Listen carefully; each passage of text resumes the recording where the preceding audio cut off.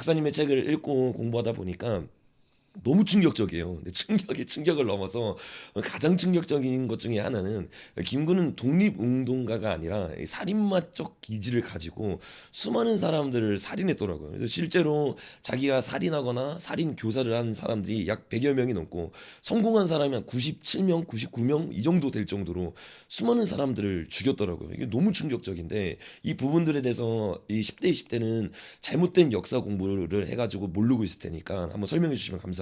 야, 그래서 그 테러리스트 경고가 2024년 8월 15일에 나왔는데, 나오기 전날 정도에 이제 여기저기 유튜브 방송 등등에서 도대체 김구가 몇 명을 그러면은 킬한 거냐 이러니 이제 질문들이 나오게 됐고 이제 그래서 그 집계와 분석을 했었어요.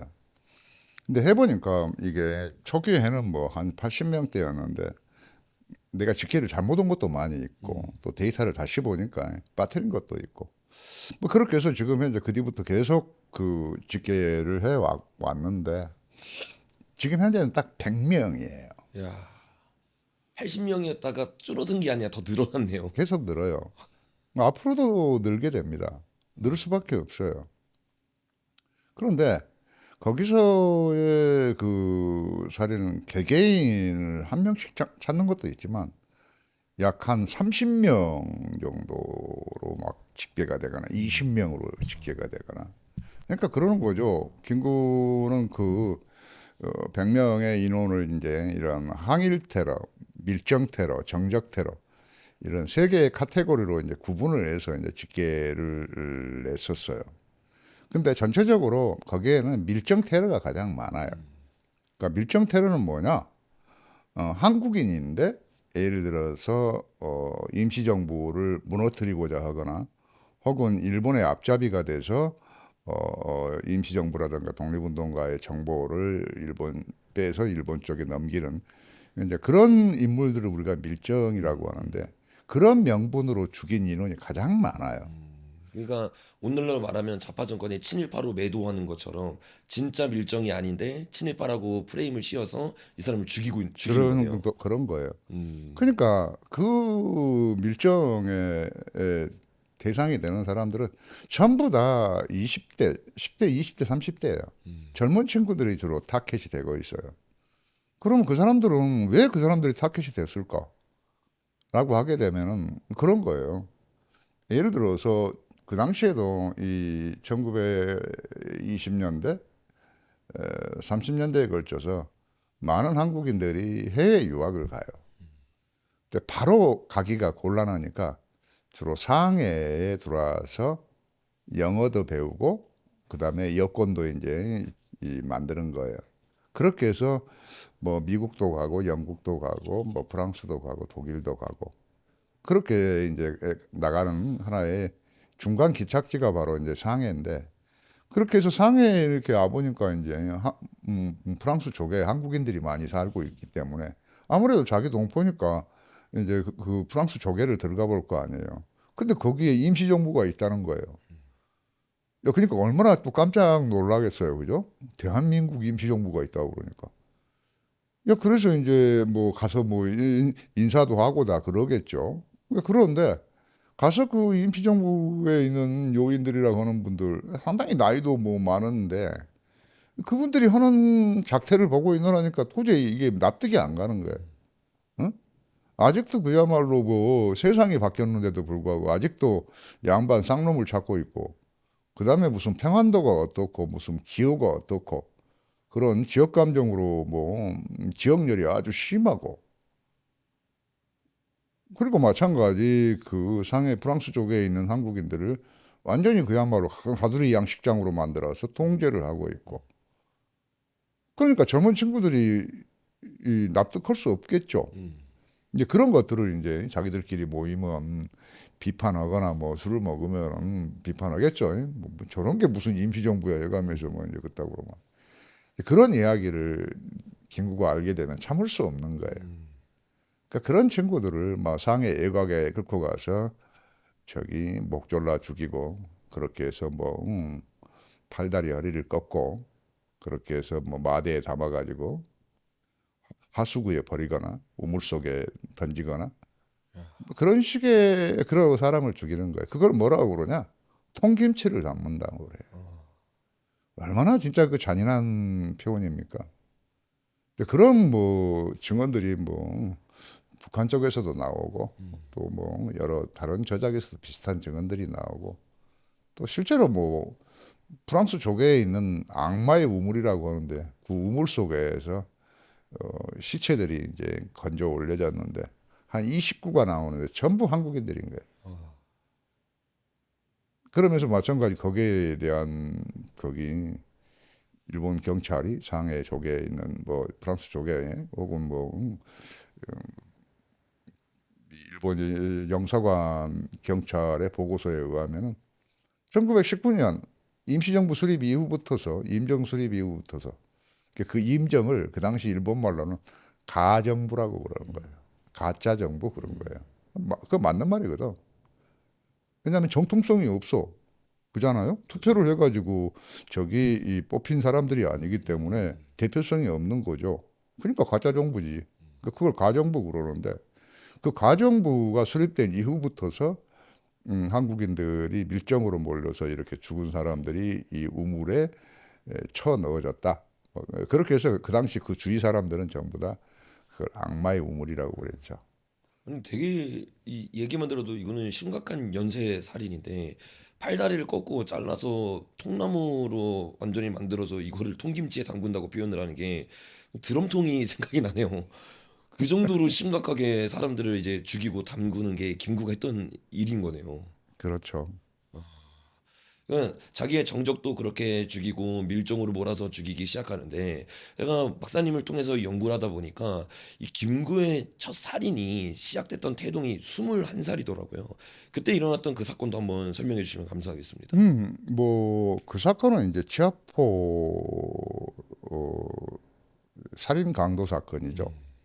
그 종래 우리가 치아포 사건은 김구가 민비를 살해한 스치다 조스케라고 하는 일본인 장교를 뭐 죽였다. 뭐 그래가면서 그것이 자기의 어떤 독립운동의 훈장처럼 자기가 이야기를 하고 다닌 거 아니에요. 또 그렇게 지금 국내 한국 사람들은 다 알고 있고. 근데 실제로는 이 제가 연구를 해보고 조사를 해보니까 그 사람은 약장수예요. 음, 그러니까 1895년에 인천항을 통해서 들어와서 어, 해주 항주라고 하는 곳에서 약을 팔았어요. 그 당시는 그런 약장사들이 많이 있었고 그것은 정식적인 절차를 밟고 전부 다 어, 한국에 들어온 거예요. 그러니까 뭐 법적으로 하자가 하나도 없어요. 그렇게 해서 약을 팔고 그렇게 해서 이제 판 돈 한 1,000냥 정도를 가지고 황주에서 이 신남포를 거쳐서 인천항으로 지금 가려고 하는데 그 중간 그러니까 황주에서 진남포 가는 중간에 있던 그 지하포라고 하는 포구에 들렸다가 김구에게 살해가 되고 그 돈을 강탈당한 거죠. 그 사실 자체는 뭐 빼도 박을 수 없는 내용이에요. 그러니까 그것은 그냥 뭐 살인 사건이 아니라 예, 강도 살인 사건인 거죠, 그죠? 돈 1,000냥을 뺏기 위해서.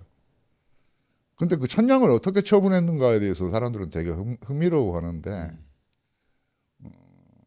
그 1,000냥 중 1,000냥이라고 하게 되면은 여러분들은 그 어느 정도 규모인지는 잘 상상이 안 가겠지만 무게로 따지면은 240kg, 2.4톤이 되는 거죠. 엄청난 무게예요. 그렇기 때문에 이 개인이 들고 다닐 수가 없어. 그렇지 않겠어요? 음, 그러니까 김구는 거기서 800냥을 그 치아포 여각에 이하보라고 하는 여각 주인한테 맡기는 거예요. 어음을 받고 약속어음을 받는 거죠, 음, 그죠? 그 이야기는 뭐죠?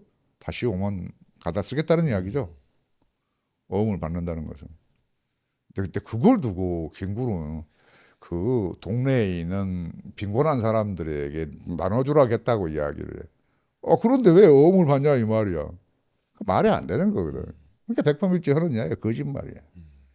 뭐 그러기도 했고 그다음에 이제 나귀도 한 마리를 사요. 75냥이 가지고. 그리고 25냥은 이제 자기 동료하고 그 뱃삭을 이제 지불해주고 그다음에 100냥은 자기가 그 나귀에 싣고 가는 거예요. 100냥이어도 얼마냐? 24kg. 아하. 무겁잖아요. 네. 그러니까 나귀를 산 거야. 그러니까 그런 식으로 이 천냥이 처분이 됐죠. 그러니까 이것은 뭐 치아포 살인 사건에서는 그 이제 그 수치다를 어떻게 죽이느냐 하면은 발로 차고 돌로 찍고 뭐 하기도 하는데 마지막으로 최종적으로는 그 수치다가 가지고 있던 환도를 떼사서 그걸로 머리에서 발끝까지 난도질을 하고 흘리는 피를 얼굴에 바르고 마시고 그리고 시체를 대동강물에다가 유기를 한 거예요. 실제적으로 이 역사 가운데 그렇게 기록이 되어 있는 거네요. 그렇죠. 치아포 자기가 백범일지 그렇게 쓰고 있어요.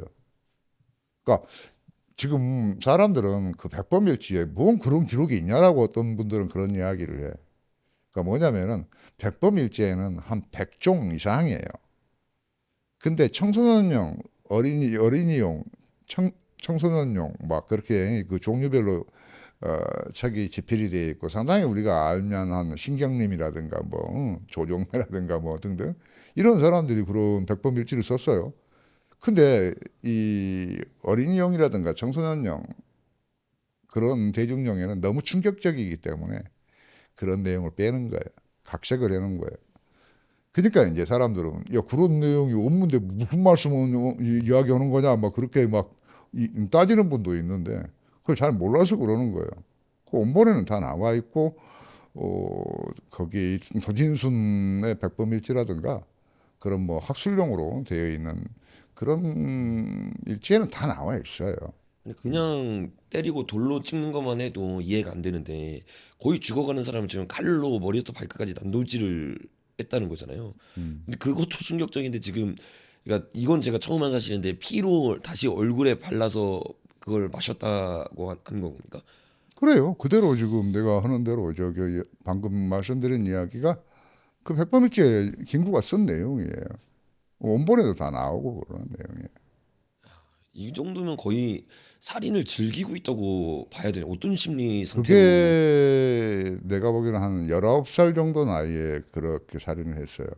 그렇다는 이야기는 그것이 처음 하는 살인은 아니겠죠. 그전에도 많이 살인을 하고 다녔겠죠. 그죠? 그죠. 처음 하는 사람이 그렇게까지 잔인하게 사람을 죽일 리는 없을 테니까.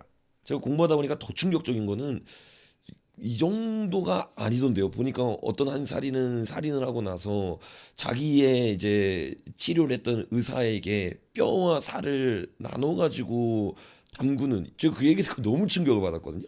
그 얘기도 한번 해주시면 감사하겠습니다. 어, 그 이야기는 이제 뭐냐면은 제 육장인가의 안공군, 안중근의 동생이에요. 그게 셋째 동생인가 그러는데 그 안공근은 기본적으로 김구의 최측근이에요.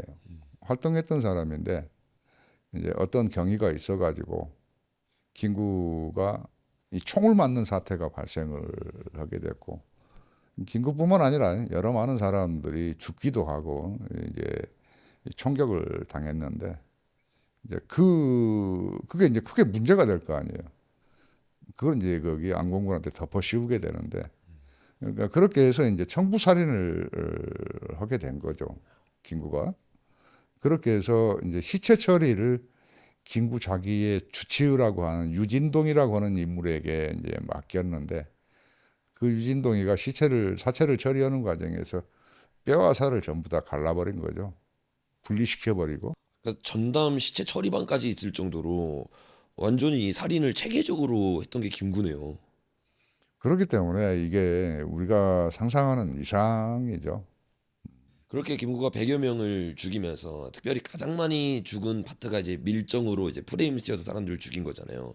근데 그 중에서 가장 대표적인 가짜 밀정이다라고 박사님이 밝힌 것 중에 하나가 바로 옥강빈에 대한 이야기더라고요. 그렇죠. 네, 그 부분도 한번 설명해 주시면 감사하겠습니다. 어떻게 가짜로 프레임화 씌웠고 옥강빈이 원래 어떤 사람이었는지 한번 이야기해 주십시오. 옥관빈이라고 하는 사람은 저기 이 백오인 사건에 연루돼서 징역상 생활을 여기도 했던 그런 분이에요. 독립운동가이라는 인물이고. 그러다가 이제 1910년대에 그런 사건들이 벌어졌는데 그러다가 이제 추록을 해가지고 상해로 왔고 임정에 참여를 했고 안창호 계열의 사람이에요. 그러니까 안창호 계열 중에 가장 유능한 사람이었고 특히 실업가적인 능력이 아주 어, 수완이 있는 사람이었고 뭐 그렇게 해서 단기간에 한 10년 만에 10년도 채 안 되는 기간 동안에 그야말로 이 상해의 한인 가운데 가장 그야말로 백만장자 서열에 들어갔던 사람이죠. 이제 그랬던 경우이지만 이 사람은 결코 안창호한테는 자금을 자주 저기 제공하고 그랬는데 이 김구라든가 임정계열 사람들한테는 절대 돈을 주지 않아요.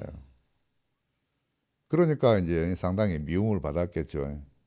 근데 이 옥관배는 이미 이제 국적을 중국적으로 바꿔버렸어요. 왜냐하면 사업을 하려고 하다 보니까 어? 어, 중국적으로 해야만이 이게 사업 활동이 활발한 거예요. 특히 이제 옥관배는 독일이라든가 미국 등등과 이 무역을 해가지고 그렇게 엄청난 부를 축적했던 거죠.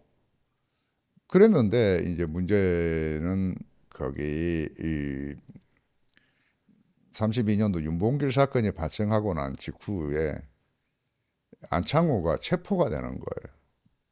그것도 또 김구가 계략을 꾸민 건데 거기에 걸려들어서 결과적으로 안창호가 체포돼서 사선으로 압송이 되는 거잖아요.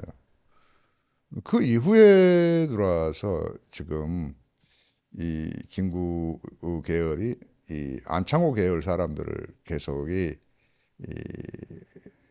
밤에 습격을 권총을 들고 습격을 해가지고 이 강탈을 하거나 혹은 등등 뭐 폭력을 행사하거나 죽이거나 하는 그런 사건들이 발생을 해요. 근데 거기서 이제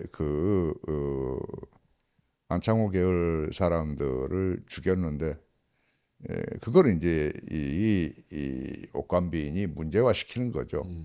그 사람은 돈도 있을 뿐만 아니라 상해시에 대해서 상당히 영향력을 행사할 수 있는 사람이었기 때문에 야 그렇게 해서 이 김구를 작업해야 되겠다라고 지금 이 준비하는 결심하고 있는 상황인데 그걸 이제 먼저 선방을 때린 거죠. 그렇게 해서 옥관빈을 하수인을 시켜서 작업을 한 거죠. 그 하수인들에게 준 저기 청부살인 비용이 있어요, 그죠? 그 당시 돈으로 1,000원을 주었으니까 엄청나게 큰 돈입니다. 자, 뭐 그런 이제 경위가 있고 그래서 옥관빈 이분의 손자가 지금 국내에 살아 계세요.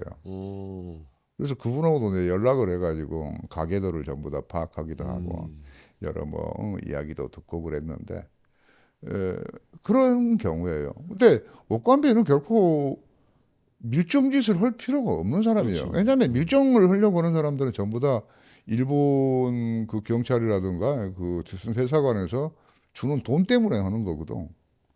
근데 옥관빈은 뭐 그런 돈이 필요 없는 사람 아니에요. 지금 엄청난 백만장자라고 할 만큼 그 부를 축적하고 있는 사람인데 그 사람이 무슨 이유가 있어서 그런 밀정질을 하겠어요.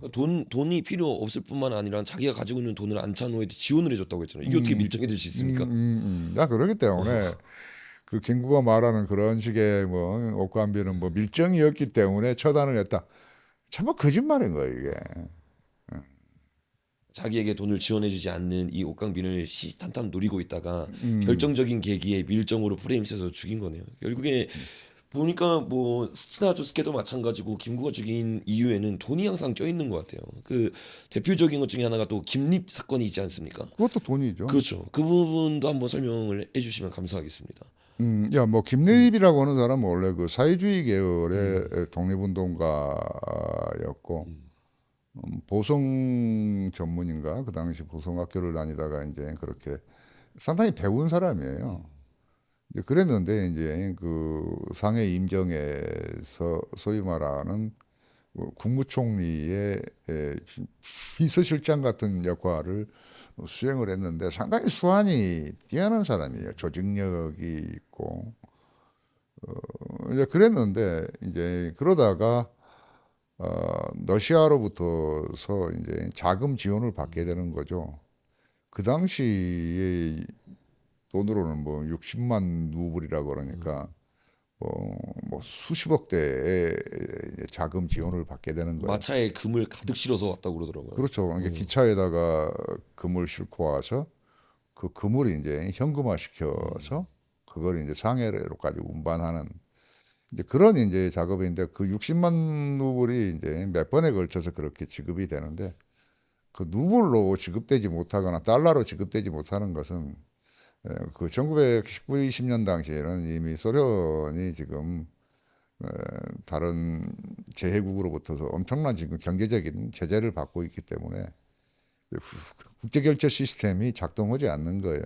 그러니까 이제 그 저기 금 자체를 현물로 주는 거 아니에요. 음, 그걸 이제 가지고 와서 이제 그 외곽 지역에서 그걸 현금화 시켜서 그렇게 해서 이제 은행 시스템을 통해서 이제 자금을 갖고 들어오는 건데 그랬는데 그 자금을 둘러싸고 이제 이 상해에서 이제 난리가 나는 거 아니에요.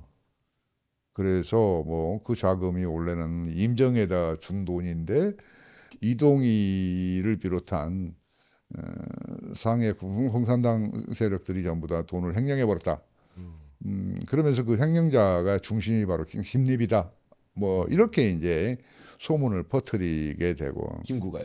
그렇죠. 음, 음, 그렇게 해서 이제 그 자금이 워낙 큰 자금이었고 음, 그 당시 임정은 지금 돈이 없어도 아주 어려운 상황에 처해 있고 근데 실제로 레닌이라든가 그 소련 측에서 준 자금의 명목은 바로 사회주의를 동아시아에 확산시키기 위한 그런 이제 공작비로 이게 자금이 지출된 것이고 그렇기 때문에 뭐그 자금을 횡령하거나 그런다는 것은 상상하기 어려운 일이에요. 음, 그런데도 불구하고 김구와 그 일당들은 뭐 김립이 그걸 돈을 빼돌려 가지고 뭐 첩을 뭐 사고 뭐 첩한테 선물을 하고 뭐 어디에 집을 사고 무슨 뭐 고향에다 뭐 돈을 보내고 어쩌고 상당히 상상하기 어려운 그런 이야기들을 유포를 시켰고 시켰어요. 그러니까 저기 그것이 원래 임정의 공금인데 공금을 횡령했다라고 음, 그렇게 프레임을 덮어 씌우는 거예요. 근데 사실은 그렇지 않아요. 앞서 말씀드린 것처럼 나중에 그런 문제가 발생을 하니까 뭐 모스크바에서 사람들이 파견돼 와서 실제로 그 조사를 했어요. 자금이 과연 횡령됐는가. 근데 그 보고서를 보게 되면 횡령은 없었다 그렇게 결론이 나오고 있죠. 그렇기 때문에 그 김구가 했던 이야기는 전부 그야말로 이 마타도 같은 거짓말을 지금 유포시키고 그랬던 거죠. 그러다가 거기 이제 김립은 그 당시 이 그 자금을 동원시켜서 임정을 이 사회주의 계열로 바꿔보려고 하는 거예요. 음. 그런 공작을 이제 생각하고 있는 거죠. 그러니까 이 김구 입장에서 보게 되면은 이게 그렇게 좌시할 수는 없었겠죠. 그래서 자기가 1910년대에 양산학교 교장 학교 교사를 했는데 그때 이제 가르친 학생들이 이제 성장을 해가지고 1920년, 21년경에 이제 상해로 온 거예요. 그러니까 그 친구들한테 이제 그 김립 암살을 사주한 거죠. 자기 가르친 학생한테 살인을 사주한 거네요. 뭐 한두 명이 아니에요. 아, 그렇게 사주를 한 경우가. 그건 완전 조직적으로 살인을 이제 한 단체였네요. 이 김구의 임정은. 그렇죠. 야. 그러니까 뭐 테러의 집단이라고 하고 뭐 그러지 않아요? 그 얘기를 듣다 보니까 제목이 전혀 가지 않네요. 있는 그대로 제목을 사용한 거고 진짜 반역자이면서 테러리스트 같은 짓을 했던 게 김구라고밖에 볼 수가 없는 것 같아요. 그 말이 테러리스트지 실제로 뭐 우리가 속된 말로 하게 되면 살인마 아니에요? 그 중에서 실제로 일본 사람은 이 죽은 거는 한두 명밖에 없지 않습니까? 세 명인가? 세 명. 어.